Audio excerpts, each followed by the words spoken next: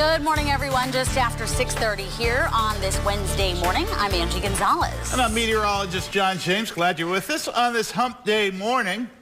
More accumulating snow overnight with that clipper, about 1 to 3 inches. But getting good reports on social media that roads are mainly just slushy out there. The road crews, at least here in Toledo for my short drive in here this morning, they were doing a great job. I've passed 4 plows and salters coming in, and things were in good shape. One of the things we did want to mention, though, is when you see that slush, you can actually hydroplane really easily. Oh, yeah. So you do still have to be careful. We have a lot of counties still under level 1 snow emergencies. But I want to make a quick mention. Yesterday, the city of Toledo said that they were already starting to make second passes on roadways now. So if you do have a complaint and your roadway has yet to be plowed after the weekend snowstorm that we saw, we're going to put a number for you to call on our Facebook page, NBC24 Facebook page this morning. And you may want to be a good neighbor, a good Samaritan. What I've got to do today, I've got a bit of a chore ahead. Our plaza came through our residential street.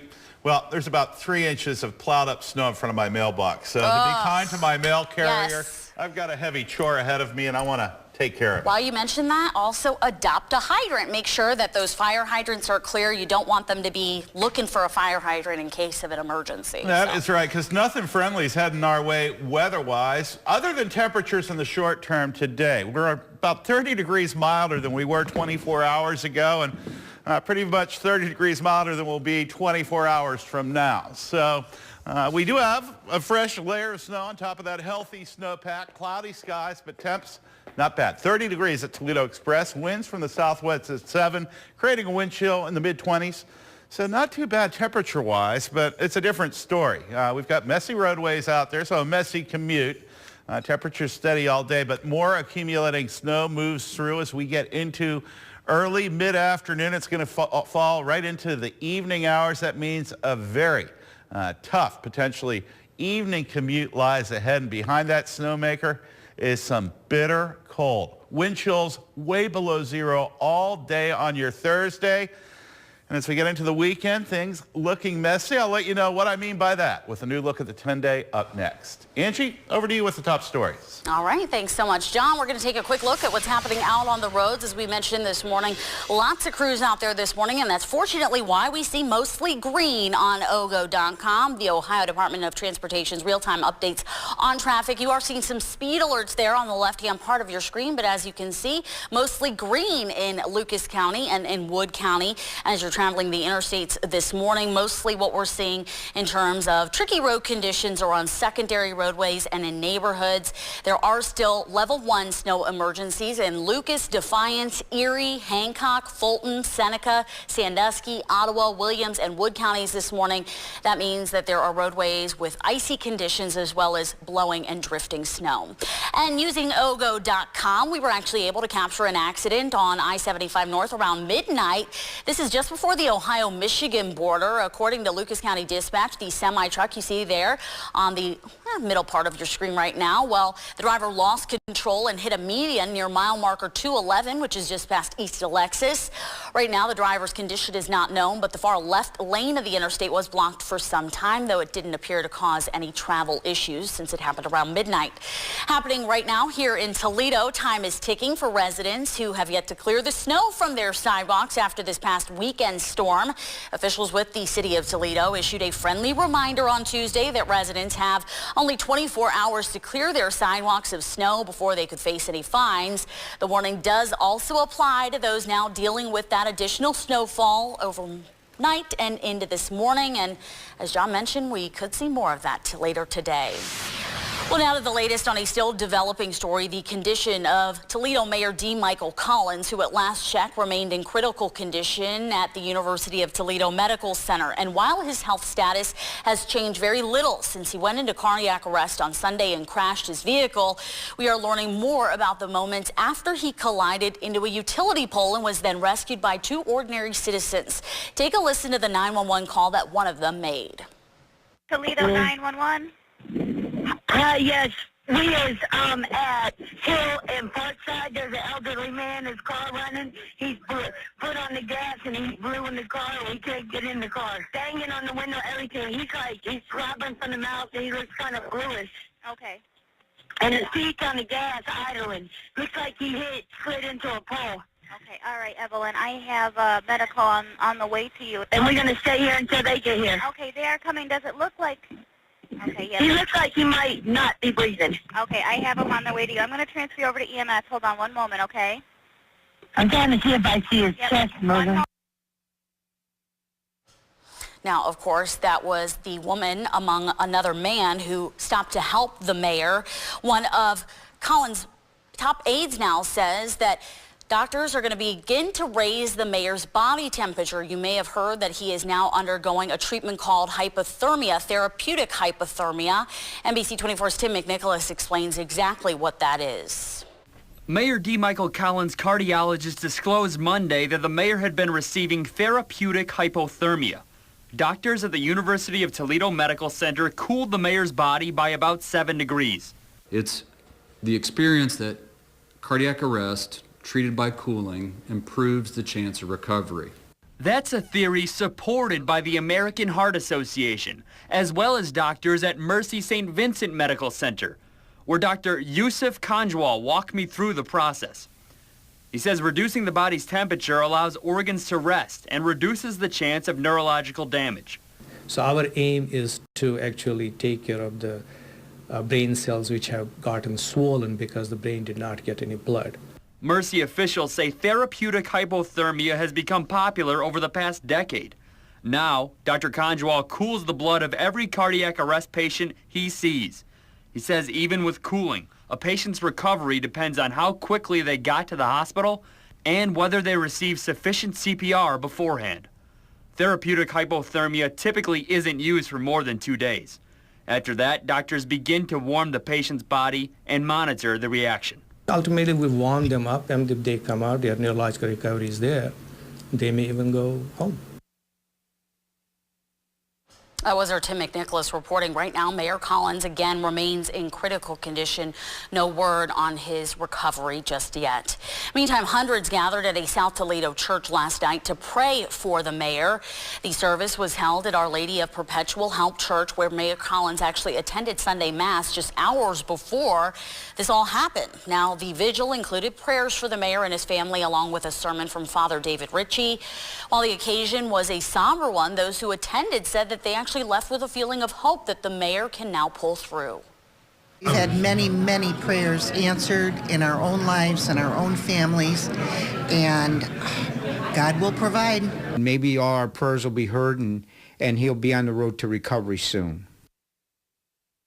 Now, former Toledo Mayor Mike Bell was among those in attendance last night. He was actually unseated by Collins during the last election.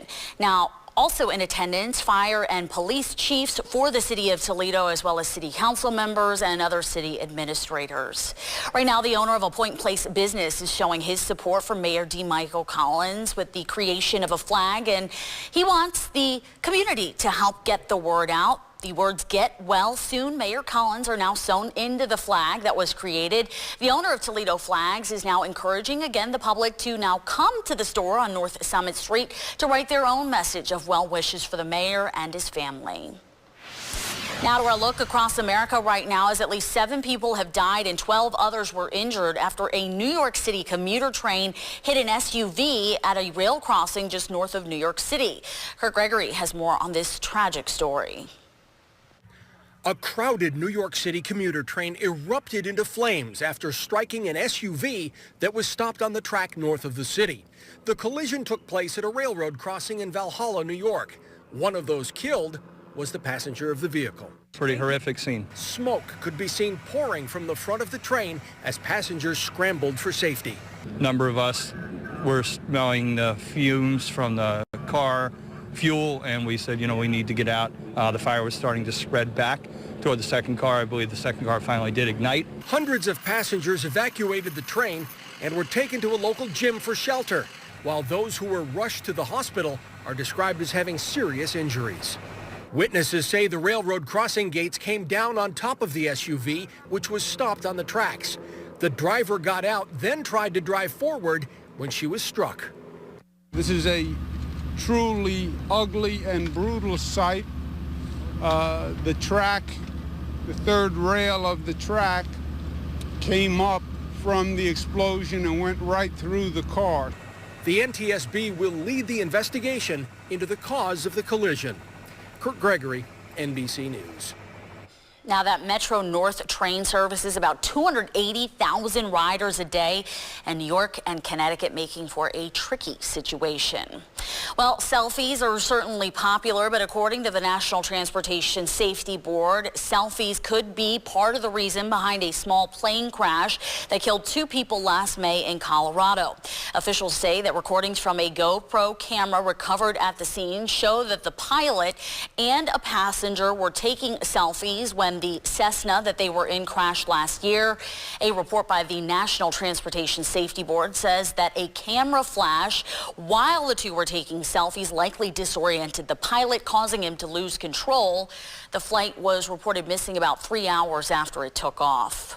On to the NBC 24 Street Beat now. Toledo police need your help tracking down this man. They say he's wanted in connection to a shooting of a 16-year-old which took place last December. According to police, 19-year-old Jarvelin McGee shot the 16-year-old, seriously injuring that person back on December the 19th during a shooting near Chestnut and Noble in North Toledo.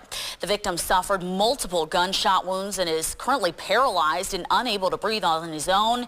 Anyone with information on McGee's whereabouts right now is asked to call the Crime Stopper tip line. The number is on your screen right now, 419-255-1111. New this morning, officials in one Northwest Ohio community are now pushing for police body cameras. Right now, Perkins Police and the Erie County Sheriff's Office are now pursuing those body cameras equipped with advanced technology capabilities in order to capture officer and deputy activity, including interactions with citizens. Now, the push, you may remember, follows recent tensions between police and community members across the nation. Meanwhile, a Michigan man is now under evaluation after he was spotted walking through traffic on I-75 in Auburn Hills naked and through the weekend snowstorm. Now, in some cell phone video captured, and these are stills from that cell phone video, the man is seen here, and he's believed to be a 53-year-old from Bloomfield Hills. He's seen simply just walking down the highway as dozens of cars whip by. The owner of the video says that the man's clothes were actually littered along the roadway where his car was actually in a ditch. Now, the man was eventually arrested and taken to the hospital. No word, though, on whether or not any charges will be filed. And now to an NBC 24 follow-up, as the state of Ohio is going to continue to keep 11 exotic animals that it seized from the Stony Ridge Animal Sanctuary last week. It's known as Tiger Ridge Exotics. Now, that is until a state appeals court is going to weigh in on the case. 2 opposing views here. Though on Tuesday, a Wood County judge who ordered that the animals be returned ruled that jurisdiction in the case does now lie with the appeals court, and he would not be able to do anything until the appeals court had made its decision. The state took the animals last week after saying that the owner failed to apply for a permit to keep those animals in time. They also claim that cages and fencing on the property were not up to code, though the owner of the facility has been working with volunteers to try and get things up to where they need to be. The time is now 6:43 here on this Wednesday morning. Coming up next here on NBC 24 Today, you can now buy your pot in one state like you buy your pop. Find out how one man turned vending machines into where you can now get weed pretty easily. And we can't buy a break weather-wise, with the exception of temperatures today. They're going to be a lot milder than we've seen, but more snow accumulating on the way. Could lead to a tough evening commute, and bitter cold follows. Yes, a frigid day tomorrow. Your weekend forecast, including in your 10-day. That's up next. Don't go anywhere. Tonight. Are there kids here who... Laura heads back to school to break up a drug ring. How about an overworked, underpaid mom? But she's the one who gets busted. The Mysteries of Laura, new tonight here on NBC.